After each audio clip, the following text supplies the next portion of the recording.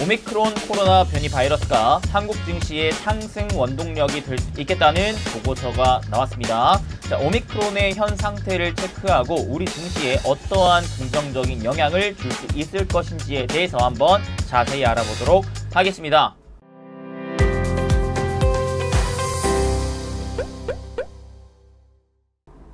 행부 반갑습니다. 부자TV 행부 파트너 이수미 대표입니다. 자, 여러분들 이번 한 주간도 일단 수고 많으셨고요. 자, 오늘 제가 여러분들에게 좀 알려드릴 내용은 무엇이느냐, 바로 이 오미크론이 우리나라 한국 증시에 상승을 좀 만들어줄 수 있겠다 라는 좀 전망의 리포트가 많이 나온지라 이 리포트들을 제가 또 축약해서 좀 쉽게 좀 풀어드릴 수 있도록 하겠습니다. 자, 본론으로 바로 한번 오늘은 좀 넘어가 보도록 하겠습니다. 여러분들의 소중한 시간 최대한 뺏기지 않게끔 오늘도 한번 해볼게요. 자, 봅시다. 이 리포트 볼게요. 오늘 나온 리포트입니다. 다 싹 다. 첫 번째, 일단은 신한에서 나온 리포트인데요. 자, 뭐라 그러느냐, 오미크론 변이 관련해가지고 이제 관전 포인트를 좀 찝어내는 리포트가 나왔어요. 자, 그래서 여기에서 이제 뭐라 그러느냐 한번 하나하나 자세하게 살펴보도록 합시다. 첫 번째, 자, 일단은 제가 좀 중요한 내용만 좀 체크 할게요. 가능하면은 매주 금요일마다 이제 시황 관련된 리포트 중에서 좀 그래도 우리가 좀 주목해 볼 만한 포인트만 제가 좀 대신 찝어 드릴 거예요. 자, 지금까지 코로나는 실물경제 및 금융시장 모두에게 충격을 가져다 줬다라고 하죠. 실물경제와 금융시장 모두에게. 그래서 정책당국은 뭐라 그래요? 금융시장은 통화정책을 통해 실물경제는 재정정책으로 인해 수요 충격을 제어했다. 자, 근데 공급 충격 자체는 제어에 실패했기 때문에 코로나 사태가 장기화될수록 수요와 공급 간의 불균형이 심화됐다. 이번에도 이 공급 차질 우려가 부상 중이다라고 하는데요. 일단 이게 이제 무슨 말인지 얘기 좀 해봅시다. 자, 작년에 코로나가 전 세계적으로 한번 빵 터졌죠. 그러면서 전 세계 이제 뭐 국가들, 그 다음에 은행권 뭘 합니까? 일단 경제 봉쇄령을 내립니다. 경제 봉쇄령. 그래서 사람들이 외부 외출이 이제 계속해서 좀 움직이는 외출을 좀 자제를 시키고, 그죠? 그 다음에 공장 자체도 확진자가 나오면 그 공장을 폐쇄하는 식으로 좀 자제를 시킵니다. 그러니까 사람들이 외출을 함에 있어서 이제 수요가 이루어져야 되는데 그 수요가 이루어지지 않다 보니까 이 부분을 어떠한 식으로 좀 해소를 시켜줬어요. 통화정책을 했죠. 그래서 금리를 인하시켜주고 그 다음에 재정정책을 펼쳤죠. 돈을 풀어줬습니다. 그러면서 금리를 인하시키니까 사람들이 이제 대출을 받기 시작했고 기업들도 대출을 받았죠. 이로 인해서 이제 사업을 하기 시작했고 이제 개인 입장에서도 투자를 하기 시작했습니다. 그런 다음에 이제 재정정책 돈 풀기를 하니까 나한테 현금을 주네요. 그죠? 재난지원금을 주니까 이거를 이제 쓰기 위한 또 소비활동을 해서 이 수요에 대한 충격은 최대한 제어를 했었죠. 근데 공급 같은 경우에서는 좀 문제가 됐었습니다. 아무래도 이 공장에 확진자가 나오게 되면은 그 공장 자체를 아예 폐쇄를 해야 되다 보니까 이런 움직임에 따라서 계속 수요는 그래도 쭉쭉쭉쭉 늘어나는데 공급은 타이트해지는 상황이 연출이 되니까 이 공급이 타이트해진 상황에서 수요가 자꾸 늘어나니까 어떤 현상이 나와요? 가격이 올라간다. 가격이 올라간다. 즉 물가가 올라간다. 물가가 계속 올라가니까 어떤 현상이 나옵니까? 인플레이션 현상이 나오게 됐습니다. 이게 바로 이제 현재로서 코로나가 우리 경제에 미친 영향이라고 볼 수가 있겠는데요. 자, 코로나가 장기화가 되면 될수록 아무래도 이 수요와 공급의 불균형이 더 점점 더 벌어지기 때문에 인플레이션 우려가 더 커질 수 있겠다라는 식의 일단은 얘기를 꺼낸 겁니다. 자, 그러면 이 문제가 앞으로 해소가 될 것이냐를 좀 봐야 되겠죠. 이번에 일단 오미크론 터졌어요. 그래서 델타 이어서 오미크론까지 터지다 보니까 이거 이러다가 수요와 공급의 불균형이 더 커져서 인플레이션 우려가 더 커지겠구나 라는 사람들의 심리가 발휘가 되면서 최근에 이제 변동성 지수도 갑작스럽게 단기간 급등을 했고, 그러면서 이제 전 세계 증시가 한번 단기간 급락이 좀 나왔었죠. 우리 증시뿐만 아니라. 자, 근데 봅시다. 결국에는 어떠한 부분들이 좀 중요할 것이느냐. 첫 번째, 백신 효과를 봐야 되겠죠. 백신 효과. 자, 제가 저번주 영상에서도 말씀드렸습니다. 오미크론이 정말 우리 증시에 큰 폭락을 이끌어낼 것이냐, 사실 쉽지 않다. 제한적일 가능성이 높다. 왜? 지금 이 백신을 바라봤을 때 효과를 어느 정도 좀 보고 있고, 그죠? 사실 그 백신에 만약에 효과 자체가 1에서 100이 있다면 100까지는 아니겠지만, 그죠? 타겟 백신이 아니기 때문에 이 효과가 100까지는 아니겠지만 그래도 한 6, 70까지는 좀 나올 수가 있겠다 라고 얘기를 했었습니다. 그죠? 물론 아직 데이터가 확 구축이 된 건 아니기 때문에 한 1, 2주 정도의 시간을 활용해서 우리가 좀 데이터를 확보를 해야 되는데, 그래도 최근까지의 데이터 값을 쫙 모아봤을 때는 아무래도 이 백신이 좀 효과를 보고 있지 않나 라고 좀 얘기가 나오고 있는 상황이죠. 그래서 이 전염력이 델타 변이보다 2배 가까이 확대된 것, 그러니까 전염은 엄청 잘 되는데 뭐라 그래요? 델타 변이에 대한 백신 효과만 유지만 된다면 높아진 백신 접종률 때문에 코로나 충격은 오히려 제한적일 것이다 라는 것입니다. 자, 무슨 말이냐? 만약에 전체 국민이 요 정도가 돼요. 우리나라 국민이 요 정도가 되는데 백신을 맞은 사람이 그래도 한 7, 80%가 된다라고 쳐보면, 이 중에서 이제 기존에 뭐 델타 변이까지도 어느 정도 백신의 효과를 봤기 때문에, 자, 요 백신을 맞은 사람들이 델타 변이의 확진될 가능성은 좀 낮다라고 봤을 때, 이번에 오미크론도 마찬가지. 백신을 맞은 사람들이 안 맞은 사람 대비해서 아무래도 이 확진될 확률 자체가 낮다면 현재로서는 백신 접종률이 높아져 있는 상황이기 때문에 확진자의 큰 또 확산세는 아무래도 좀 제한적이지 않겠냐 라는 얘기가 좀 나오고 있는 겁니다. 그래서 백신이 과연 진짜 효과를 볼 수 있느냐 없느냐, 조금이라도 본다면 이 확산세가 확 커지는 것을 어느 정도 좀 막아줄 수가 있겠다라고 볼 수가 있겠고요. 그 다음에 지역별 충격입니다. 자, 요게 이제 중요한 거예요. 집중.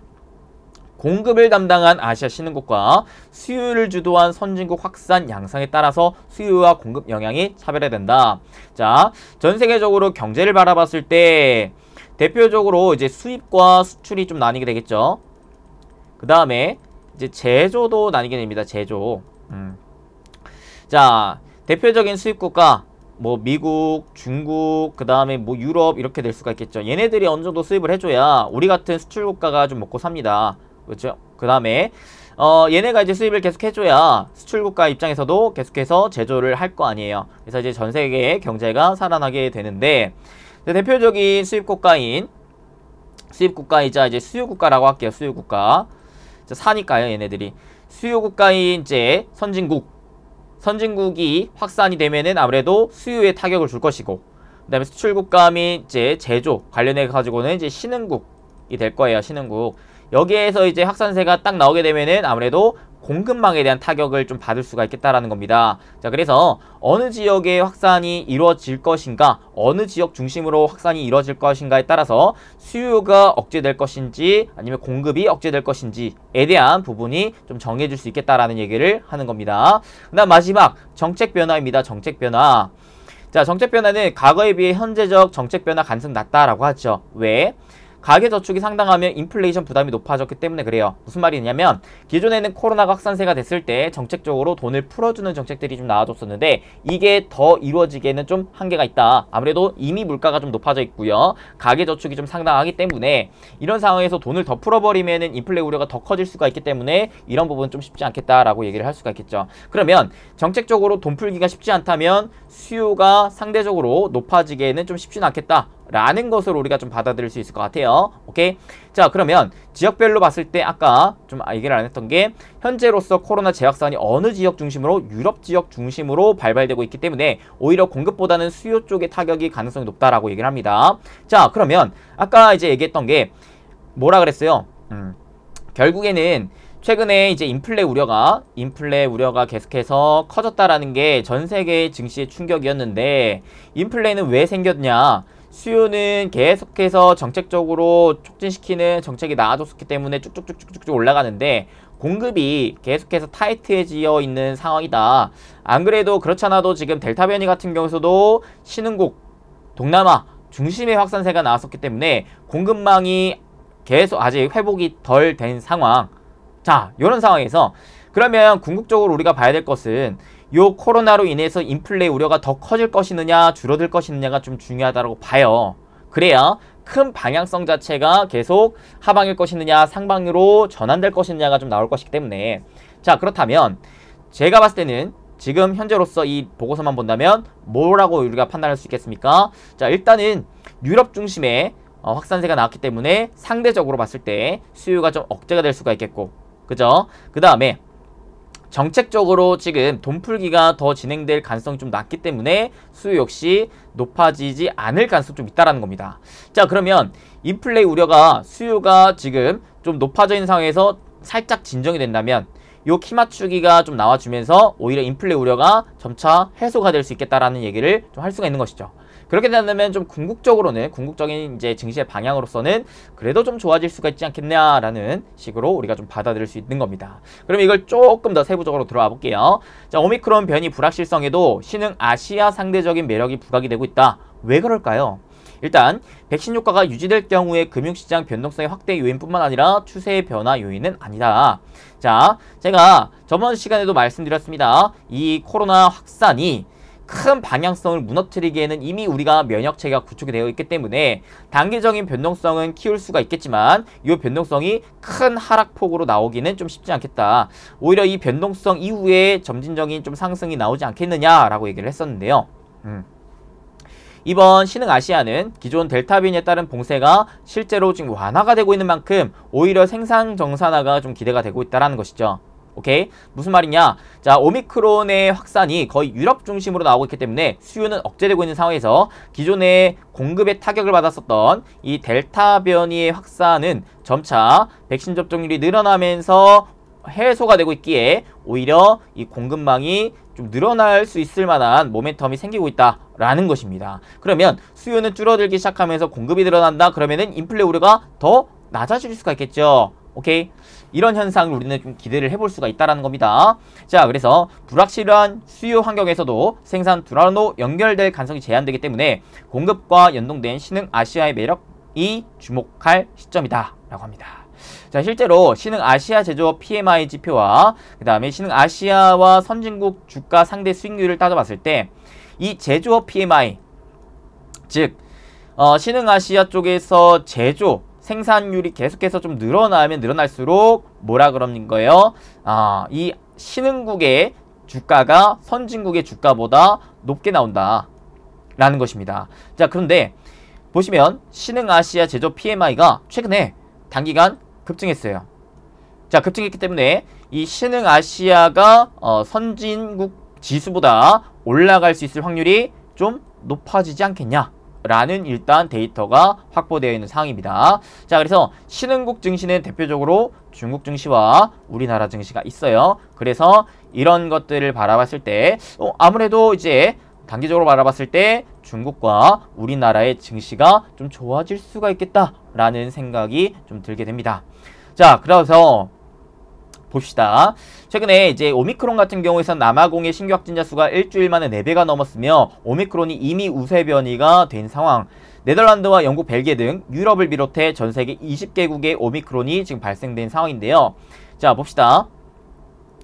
이런 상황에서 기존 델타 변이에 대비해서 전염력이 무려 30에서 200% 높다고 알려져 있는 게 오미크론인데 치명률과 백신 효과 등의 데이터는 아직까지는 부재하다라는 거예요. 그래서 아직 우리가 확실하게 딱 뭐라고 얘기하기에는 조금은 그래도 애매한 상황이다라는 거죠. 데이터가 1, 2주 정도는 좀 나와야 될 것 같아. 여기서는 결론이 나오기까지 한 2, 3주가 걸린다라고 하네요.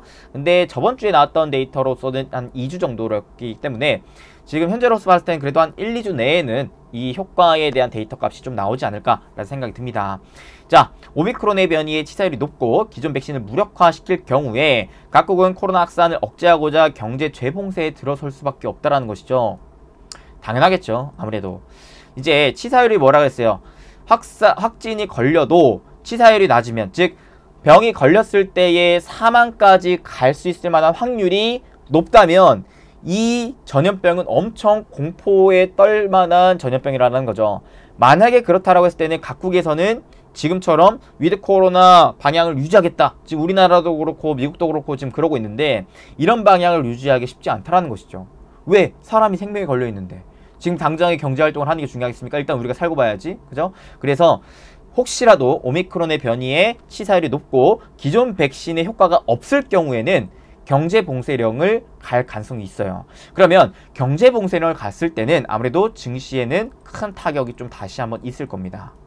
요거는 우리가 딱 하나 조심을 해야 돼요. 그래서 치사율이 높지 않고 백신이 효과가 있길 바라야 되는데 실질적으로 지금까지 나왔던 데이터들만 봤을 때는 치사율이 낮고 백신이 효과가 있다라는 데이터 값이 나오고 있는 상황이기 때문에 이런 가능성은 매우 낮다라고 좀 보여주고 있는 상황입니다.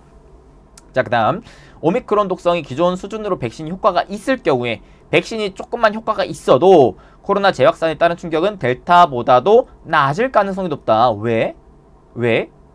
델타보다 왜 낮은데? 요것 때문에 그래요. 이미 델타 때보다 백신 접종률이 높아져 있기 때문에. 자, 델타 때도 마찬가지였어요. 만약에 전 국민이 요 정도라고 했을 때 그때 당시 보시면 미국이 이미 백신 접종률이 60%예요. 그때 델타가 확산될 당시에는 40%였었는데 지금 5개월이 지난 현재 60%라는 겁니다. 유럽도 마찬가지. 유럽도 그때 당시 30%였는데 최근에 70%까지 이제 근접했다라는 거죠. 중남미도 50%, 서유럽, 동유럽도 40% 중반. 대부분 지역에서 접종률이 델타 때보다 두세 배가 확대가 됐어요. 자, 델타 때도 요런 불확실성이 있었다라는 것이죠. 우리는 요것밖에 안 맞았는데 델타가 확산이 돼? 아, 어떡하지? 근데 일단은 델타도 이 백신, 기존 백신 델타 딱 타겟으로 만든 백신이 아니라 기존에 나왔던 백신이 효과가 아예 없으면은 확산이 다 됐을 텐데 그래도 어느 정도 효과가 있었기 때문에 백신 접종률이 높은 국가일수록 확산세가 상대적으로 강하진 않았었거든요. 근데 지금은 그때 당시에서는 이제 선진국 중심의 백신 접종률이 높은 상황이었기 때문에 상대적으로 신흥국 중심의 확산세가 좀 컸었어요.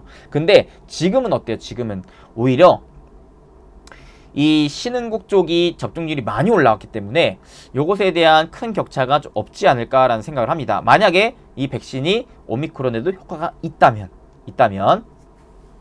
자, 그래서 백신의 코로나 차단 효과가 동일할 경우에는 이 코로나 전염력이 2배 확대되더라도 접종률이 기존보다 2~3배 증가했기 때문에 확진자 수 폭증은 제한적이다라는 것이죠. 실제로 코로나 차단 효과가 떨어지더라도 증상 완화 효과가 유지될 경우에는 위중증 환자 발생 수가 확대가 제한이 된다.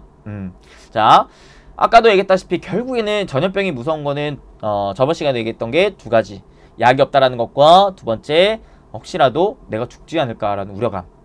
자, 걸려도 중증이 아니고 경증이라면 그냥 단순 열만 나고 끝날 거라면 이거는 감기와 다를 게 없기 때문에 우리가 공포에 떨 이유가 없는 것이죠. 자, 그래서 백신이 확산율을 낮추거나 아니면 이 코로나 효과 자체를 좀 떨어뜨리는데 효과만 있다면 충분히 백신 접종률이 높아져 있는 상황이기 때문에 과거 델타보다는 타격을 줄 가능성이 좀 낮다라고 생각을 하시면 될 것 같습니다. 자, 백신의 코로나 차단 효과 및 뭐라고요? 증상 효과가 유지만 되더라도 주요국은 의료 시스템 붕괴를 막기 위한 경제 봉쇄 재개의 가능성이 낮다라는 것이죠. 이게 딱 좀 합리적인 판단이라는 것이죠. 왜? 지금 경제를 살리는 움직임에서 굳이 그렇게 위협적인 병이 아닌데 경제를 봉쇄할 이유는 없는 것이니까요. 오케이. 자, 그 다음 실물 경제는 수요와 공급 동시에 영향을 미쳤었는데 코로나 때문에 금융시장은 자산가격 조정과 신용 및 유동성 위험을 자극하는 방향으로 전개가 됐고 코로나 초기 때는 대응 정책이 부재했었기 때문에 모두 큰 폭의 조정을 받았었다. 근데 시간이 지나면서 면역 대응 전략이 마련됐고 면역체계가 구축이 됐죠. 자, 그래서 통화정책을 통해 금융시장 충격을 차단했고요. 3월 중순 이후로부터는 코로나 확산에도 금융시장 변동성만 확대될 뿐 신용 및 유동성 위험이 고조되지 않았다. 이번에 오미크론 신종 변이 부상에도 금융 스트레스 지수는 안정적인 흐름을 이어갔다라고 합니다. 이번에도 우리가 여러 차례 맞아봤었기 때문에 이 금융 타격, 아까 처음에 봤던 게 뭐였어요? 여러분들, 코로나가 그전에 실물 경제와 금융시장에 타격을 다 줬었는데 금융시장은 이미 우리가 면역체계가 좀 구축이 됐기 때문에 여기에 추가적인 타격을 주는 것은 좀 제한적인 것이고 실물 경제에 타격을 주는 것도 수요는 살릴 수 있을 만한 방안이 있는데 공급이 지금 문제다. 공급. 이 얘기를 다시 한번 여기서 밑에서 하는 겁니다. 자, 그래서 지금 수요 충격은 재정 축을 통해서 제어를 했다. 공급 충격이 아직도 해소가 안 되고 있다라는 거죠. 양호한 수요에도 코로나라는 불확실성이 공격적 증산을 억제했기 때문에 그래요. 무슨 말이느냐? 자, 수요가 정책적인 부분으로 끌어올려 놨어요. 근데 공급이 왜 따라서 올라오지 못했느냐? 왜 이걸 못했냐? 아무래도 대표적으로 뭐 반도체 기업들만 보더라도 이 수요가 단기적으로 되지 않을까라는 우려감 때문에 쉽사리 공격적인 공급, 시설, 투자를 못했다라는 것이죠. 사실 수요만 따라주면 원래라면은 공급 업체들 입장에서는 공급량을 더 늘리기 위한 증산을 합니다. 공장을 더 늘리고 생산량을 더 늘리기 위한 움직임을 보여줘요. 근데 코로나라는 게 워낙 불확실성 요인이 컸다 보니까 지금 수요가 늘어나더라도 갑자기 또 갑작스러운 변이 바이러스 때문에 수요가 떨어지면은 공급업체는 막상 내가 공장을 늘려놓으면 뭐해? 내가 이 공장을 짓는 시간 이후로 수요가 끊기면은 나는 이 생돈 날리는 건데, 이런 우려감 때문에 기존의 공격적인 증산을 억제했다라는 것이죠. 그래서 수요는 계속 늘어나는데 공급이 늘어나지를 못하니까 이 불균형 때문에 인플레가 자꾸 커졌다라는 것입니다. 자, 오케이? 이해돼요? 그래서 중국과 아세안을 중심으로 델타 변이 확산이 금년 6월부터 뚜렷하게 나타났었는데, 오미크론 변이 확산 초기에도 이러한 우려가 다시금 선반영됐기 때문에 수요를 주도한 선진국보다 오히려 공급 환경에 좌우되는 신흥국의 금융시장이 상대적으로 좀 부진했다라는 것이죠. 자, 이해가 되십니까? 자, 기존의 수요 자체는 워낙에 여러 번 코로나 확산세 때도 마찬가지 정책적인 이슈로 인해서 충분히 회복을 시켜줬었어요. 선진국들은. 근데 이 공급망은 아직 해결책을 못 찾았다라는 거예요. 못 찾았기 때문에 이번에 오미크론이라는 오미크론이라는 이제 코로나 변이 바이러스가 나왔을 때도 수요는 그렇게 걱정을 안 하는데 공급이 다시 한번 걱정이 됐었다라는 거죠. 그러면서 이제 상대적으로 선진국보다 신흥국의 금융시장이 좀 부진했었다라는 얘기를 하는 겁니다. 그러면 진짜 그게 앞으로 계속 이어질 것이느냐를 우리는 생각을 해봐야 되는 거예요. 자, 공급에 대한 상대적 우려는 코로나 델타 변이 확산에 따른 경험 때문이라고 하죠. 한번 맞아봤었기 때문에. 근데요. 그때 델타랑 달라졌던 게 있죠. 아까 봤다시피 백신 접종률이 달라졌어요. 그때 아세안은 백신 보급률이 10%도 못 미쳤었기 때문에 봉쇄를 강화할 수밖에 없었는데, 자, 뭐라고 합니까? 지금 아까도 보셨다시피 지금 신흥국 중심에서도 이 백신 접종률이 거의 40~50%까지 올랐기 때문에 과거 대비했을 때 그렇게 큰 타격을 받지는 않겠다라는 생각이 좀 들 수가 있는 겁니다. 거기에 자, 과거에 이런 움직임 때문에 이 수요와 공급 간 불균형 심화가 바로 델타 변이 때문에 그랬는데, 지금 아까도 봤다시피 선진국 중심으로 확산이 될 경우에는 수요가 타격을 받을 것이고, 신흥국 중심으로 만약에 확진이 된다면 공급이 추가적으로 타격을 받을 수 있다는 것을 일단 여러분 아셔야 되는데, 과거의 코로나 유행의 흐름을 보면은 직전 코로나 사태가 심각했던 지역이 오히려 다음 대유행에서 제외되는 경향이 좀 관찰됐었다라는 거죠. 좀 신기하죠?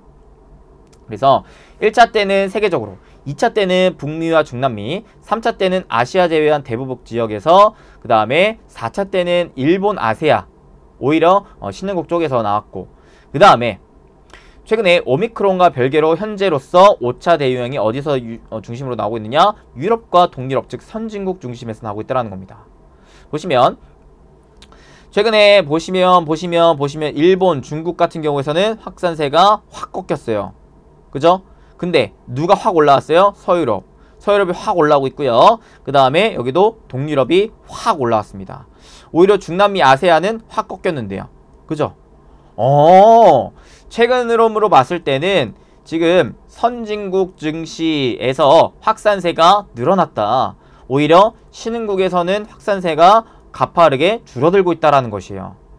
자, 그러면 수요는 어떻게 될까요? 수요는 상대적으로 좀 위축이 될 수가 있겠고, 공급은 어떻게 될까요? 공급은 늘어날 수가 있겠다라는 흐름을 우리는 기대해 볼 수 있는 겁니다. 오케이? 그러면 인플레 우려는 점차 해소될 가능성이 좀 높겠다라고 생각할 수 있는 것이죠. 보시죠. 자, 글로벌 생산 중심지인 아시아 지역은 아직까지 코로나 확산세가 잠잠하다. 공급보다 수요 타격이 우려되는 구간에서 수요 부진이 공급 훼손을 유발시킬 가능성은 경계할 수 있다. 근데 공급이 수요를 크게 하회한다라는 거예요. 공급이 수요를 크게 하회한다. 여전히 공급보다 수요가 많아요. 그렇기 때문에 수요가 조금 줄어든들 공급을 축소시킬 명분은 없다라는 겁니다. 오케이? 오히려 단기 수요 부진으로 인해 생산활동이 둔화되기보다는 오히려 재고 축적 기간으로 삼을 가능성이 높다라는 것이죠.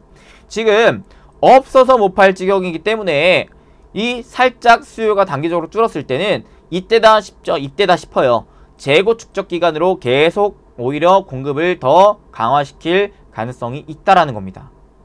있다라는 거예요. 수요가 줄어들었다 가지고 공급을 타이트하게 할 가능성은 매우 낮다라는 겁니다.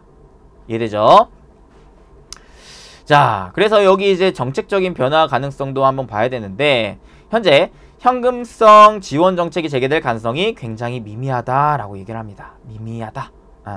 통화정책 측면에서도 신용 및 유동성 위험이 관찰되지 않았기 때문에 개입 명분이 약하고요. 선제적 부양책에 나설 경우에 오히려 물가 불안이 가속화될 수가 있기 때문에 돈 풀기가 쉽지가 않아요. 그러니까 아까도 얘기했다시피 수요를 더 강화시킬 만한 정책이 나오지 않을 가능성이 높아요. 수요가 그래서 여러모로 좀 축소될 가능성이 높다라고 생각이 됩니다. 그래서 오미크론발 실물경제 및 금융시장 타격 확인되기 전까지는 정부의 선제적 재정 부양책 및 통화 완화 조치는 부재할 전망이다 라고 얘기를 하죠. 근데 이미 가계가 비축해놓은 소득과 의회에서 장기간 계류 중인 미국 인프라 부양책이 연말에 의회에서 통과될 경우에는 수요 하단 지지 역할이 될 수가 있다라는 것이거든요. 그러니까 수요가 떨어지더라도 이게 오히려 수요가 떨어지는 게 문제가 될 것 같으면 기존에 비축해둔 소득과 함께 계류 중이었던 미국의 인프라 부양책이 나오게 되면서 요 이제 악화될 수요는 회복시킬 수가 있다라는 것입니다. 근데 당장에 굳이 수요를 회복시키는 데에 선제적으로 나설 가능성은 없다라는 것이죠. 그러니까 수요가 꺾임으로 인해서 경제 충격을 받을 수 있다라는 부분은 오히려 방어책이 있다라고 얘기를 할 수가 있겠죠. 자, 그래서 최근에 신흥국 같은 경우에서는 델타 변이 확산이 오히려 약화되면서 생산 정상화에 나타나고 있다. 오, 좋죠. 그래서 공급 회복을 기반을 둔 신흥국 아시아에 오히려 상대적인 매력이 나타나고 있다라는 것입니다. 아까 얘기했다시피 오히려 지금 제조업 PMI가 늘어나고 있는 상황에서의 신흥국 중시 위주의 강세가 좀 나오지 않을까라고 얘기를 할 수가 있는 겁니다. 자, 그 다음 두 번째는요, 삼성증권에서 나온 리포트입니다. 봅시다. 빠르게 갈게요.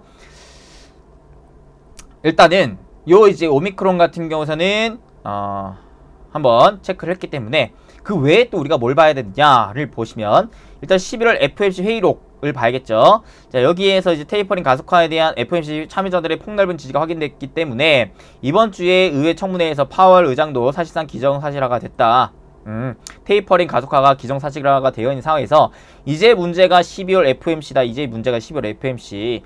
여기에서 이제 오미크론을 판단할 수 있는 백신 효과, 감염을 치사율 등의 수요 정보가 확인이 어려울 수 있기 때문에 오히려 지금 오미크론의 시장의 우려는 높아졌으나 연준 입장에서 아직 기존의 입장을 계속해서 고수를 하고 있다라고 얘기를 합니다. 자, 그래서 이 오미크론 시나리오에 따른 전망을 한번 볼게요. 자, 만약에 델타보다 약한 충격이라면 이게 지금 시장에서 기대하는 값입니다. 시장에서 기대하는 값 아마 가능성이 제일 높아 보여요. 가능성이 제일 높아 보이는데 그랬을 때 연준 입장에서는 어떻게 할 수 있느냐, 아무래도 야, 지금 사실 가장 큰 문제가 인플레 문제인데 수요가 어떻게 늘어나고 공급이 타이트해지는 상황에서 만약에 지금 오히려 오미크론 때문에 수요가 좀 억제될 수 있을 만한 가능성이 높아져 있는 상황에서 얘가 오미크론이 크게 위협이 안 된다라고 본다면 다시 수요가 늘어나지 않겠냐? 그러면 인플레 우려는 커질 거야. 그렇기 때문에 우리는 이 인플레 무조건 잡아야 돼. 연준 입장에서. 그렇기에 우리가 어떻게 한다? 테이퍼링 가속화 예정대로 한다. 또한 금리 인상 역시 예정대로 내년 중하순쯤에 할 거다라는 가능성이 매우 높은 상황이다라는 거죠.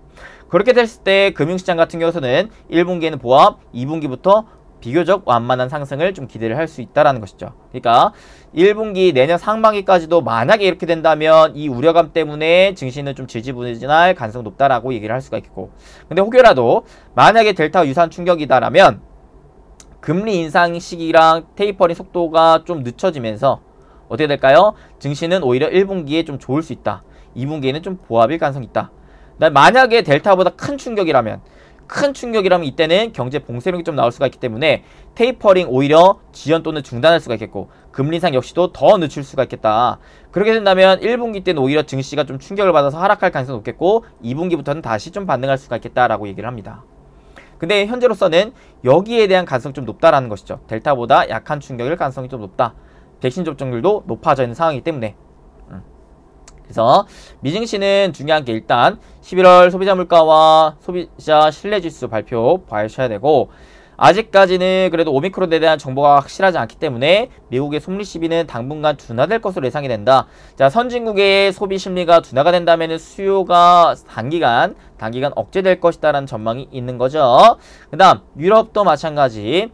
자, 유럽 최근에 독일 및 유로존 주요국 전반의 코로나 확진자가 증감에 따라서 경제 단기적인 둔화가 불가피하다 라고 얘기를 합니다. 근데 중국은요, 오히려 중국은 지금 수출입 지표와 물가 지수가 발표될 예정인데, 최근 수개월 동안 중국의 수출입 실적이 시장 예상을 오히려 상회를 계속 해왔고, 중국보다 먼저 발표된 우리나라 수출입 역시도 시장 예상을 크게 상회했기 때문에 지금은 오히려 신흥국에 대한 경제가 굉장히 좋아지고 있는 상황이다라는 겁니다.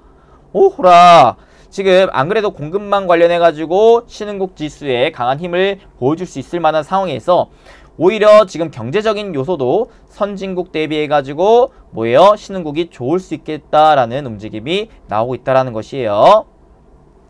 오케이. 자, 그래서 이제 우리나라 증시가 오미크론 때문에 좀 좋아질 수 있겠다라는 얘기를 좀 드릴 수가 있는 겁니다. 자, 또한 지난 2개월간 유럽 간의 경기 및 통화정책 격차의 확대를 반영해서 급격히 진행되던 달러와 강세 역시도 좀 진정되고 있다. 지금 환율 보시면 뚝뚝뚝뚝 단기간 급격히 떨어지는 모습 나와주고 있죠. 그로 인해 외국인들의 자금 유입이 강하게 좀 나와주고 있는 상황입니다. 굉장히 우리 증시 입장에서는 긍정적인 것이죠. 그 다음 이제 세 번째 리포트 한번 볼게요. 세 번째 보고서입니다. 요거는 어디서 나왔느냐? 미래에셋에서 나왔어요. 미래에셋. 자, 봅시다.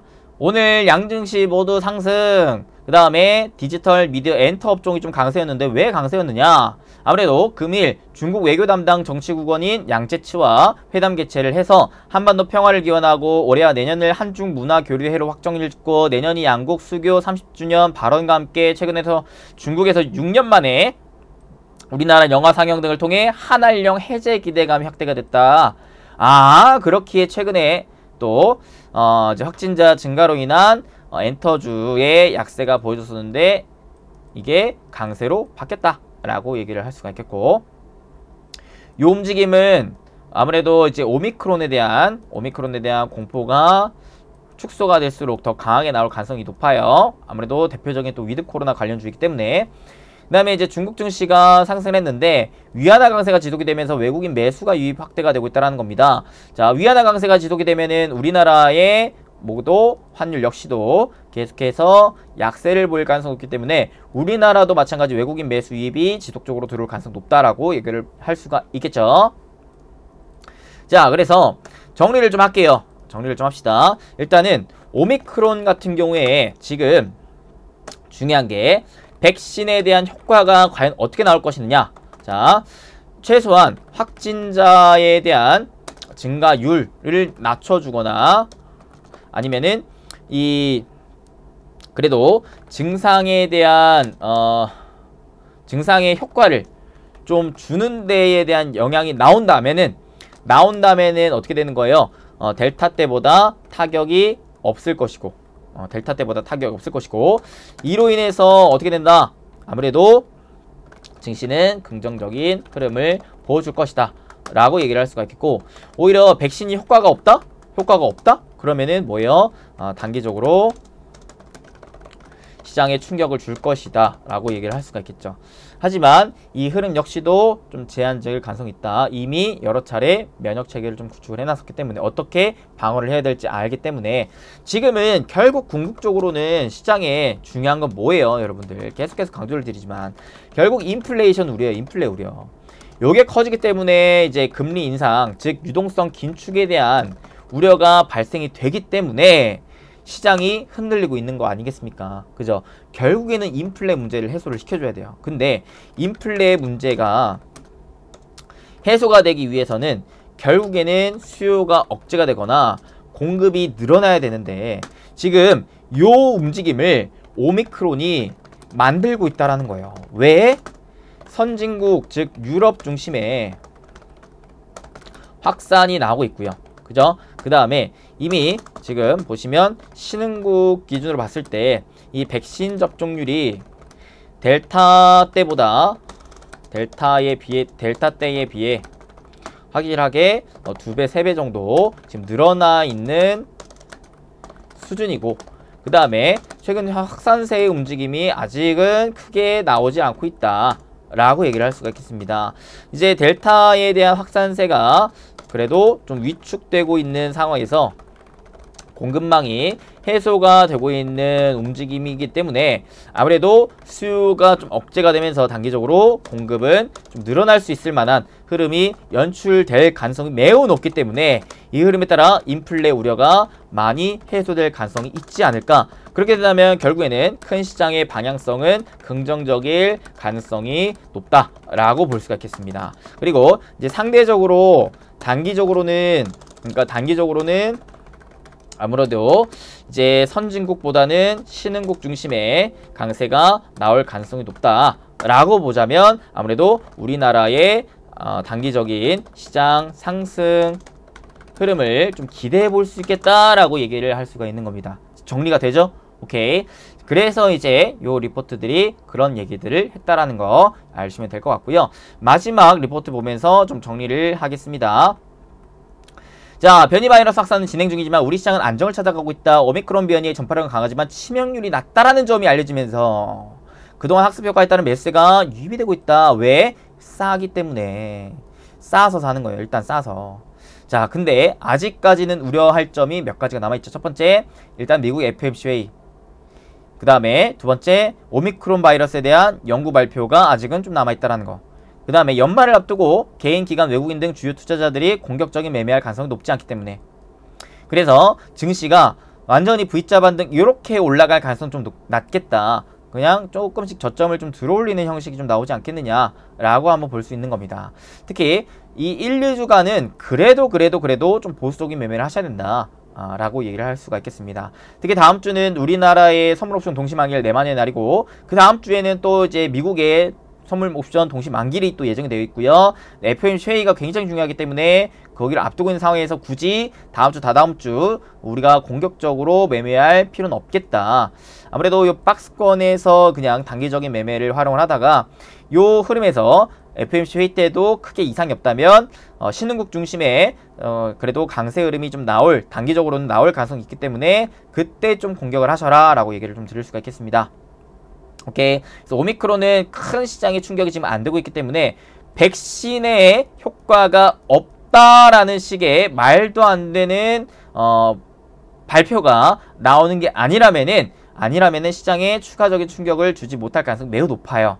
그렇게 되면 아무래도 연준으로 이제 시선이 이동될 거예요. 근본적인 큰 방향성을 나타내기 위한 움직임으로 보여질 가능성이 높다. 그래서 요 일정들 여러분들 꼭 체크를 하시고 다음 주, 다다음 주에는 그래도 좀 보수적으로 임하시고요.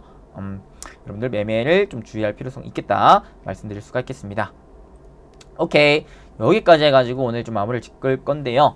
정리를 하자면 아무래도 결국에는 이 백신에 대한 효과를 우리는 한번 기대를 해봐야 되는 것이고, 백신의 효과가 그래도 있다면 델타 때보다 충격은 덜할 겁니다. 덜할 것이며 이에 따라 증시는 좋아질 가능성이 높겠고, 좋아진다고 봤을 때 단기적으로는 선진국보다는 신흥국 중심의 강세가 나올 가능성이 좀 있다. 그렇게 지금 우리 증시를 좀 주목을 해볼 타이밍이고요. 오케이. 다만 향후 한 1, 2주까지는 아직까지는 좀 불확실성 요인들이 남아있기 때문에 그래도 막 너무 공격적으로 하기보다는 좀 보수적으로 임하면서 시장의 단기적인 바닥 한 950포인트 코스닥 기준 950포인트 부근이라면은 그래도 좀 매수해볼 만하다 라고 얘기를 할 수가 있을 것 같습니다. 그럼 어떠한 섹터군에 매수를 할까요? 아무래도 이 백신의 효과가 있다면 이제 위드 코로나에 대한 수혜를 받을 수 있을 만한 종목들에 공략을 할 필요가 있겠고, 그 다음에 2차적으로 생각해보세요. 수요가 억제되면서 공급이 늘어난다 그러면은 기존의 공급난 문제 때문에 피해를 받았었던 업종이 다시금 부각을 받을 가능성이 높습니다. 대표적으로 누가 있는 거예요? 반도체 자동차. 오케이? 반도체 자동차가 기존에 공급난의 피해를 가장 많이 받았었던 업종인 만큼 요 문제가 이제 점차 해소가 된다고 봤을 때 반도체 자동차 중심의 강세 흐름이 나올 가능성이 높다. 이 부분 꼭 체크하고 짚고 넘어가시면 좋을 것 같습니다. 오늘은 이렇게 해가지고 영상 마무리 지을 수 있도록 하겠습니다. 여러분들 오늘 영상 도움이 되셨으면 잊지 마시고 좋아요, 구독, 알림 설정 꼭꼭꼭 딱딱딱 빡빡빡 탁 한 번씩과 여유 되시면 댓글 자유롭게 남겨주시고요. 제가 여러분들 한번 좀 물어볼 게 있어요. 제가요 원래 연말을 앞두고 이제 무료 카톡방을 지금 오픈할지 고민 중입니다. 고민 중이에요. 최근에 또 카카오에서 뭐 주식 관련된 카톡방을 규제를 한다라고 하는데 어떻게 될지 모르겠네요. 근데 사실 제가 카톡방에서 막 종목을 드리진 않아요. 그냥 여러분들과 소통하면서 그때그때 시황 브리핑 해주면서 제가 본 이제 좋은 리포트 있으면 공유하고, 그러니까 투자 정보를 좀 나누고, 그 다음에 초보자분들 어떻게 좀 매매를 하는 게 좋겠느냐에 대한 조언을 좀 드리는 카톡방이기 때문에 사실 그렇게 막 규제를 받을 것 같지는 않은데 일단 여러분들의 의견이 좀 중요할 것 같습니다. 제가 연말을 앞두고 무료 카톡방을 오픈하길 원하시는지 아닌지 그에 대한 의견을 댓글로 좀 남겨주세요. 그러면은 제가 최대한 원하시는 분들이 많으면 오픈하는 방향으로 생각을 좀 해보도록 하겠습니다. 아시겠죠? 그리고 부자TV에서 이제 새롭게 기획하는 영상들이 꽤 있어요. 최근에는 또 이제 행복 인터뷰라고 해가지고 아직 제목이 정해지진 않았어요. 행복 인터뷰가. 그래서 여러분들이 요거 이제 행복한 부자들 인터뷰한 영상들 또 올라올 거니까요. 한번 재밌게 그냥 봐주시고, 또 여기 프로그램 명에 어울릴 만한 이름이 있으면 생각이 난다면 또 자유롭게 또 의견 주시면 감사하겠습니다. 다음 주에는 이제 셰프님을 인터뷰한 거를 또 올려드릴 거예요. 그래서 지금 저도 또 같이 요리를 거들고 같이 또 맛있는 거 먹으면서 인터뷰한 거 또 재밌게 했으니까 다음 주에도 한번 기대를 해주시고요. 네, 그러면 또 좋은 주말 보내시고요. 건강하시고요. 항상 행복하시고 부자 되시는 여러분들 되시길 진심으로 응원하고 축복하며 오늘 이 영상을 마무리할 수 있도록 하겠습니다. 네. 그러면 저는 또 다음에 뵙겠습니다. 끝까지 시청해주셔서 진심으로 감사드립니다. 뿅!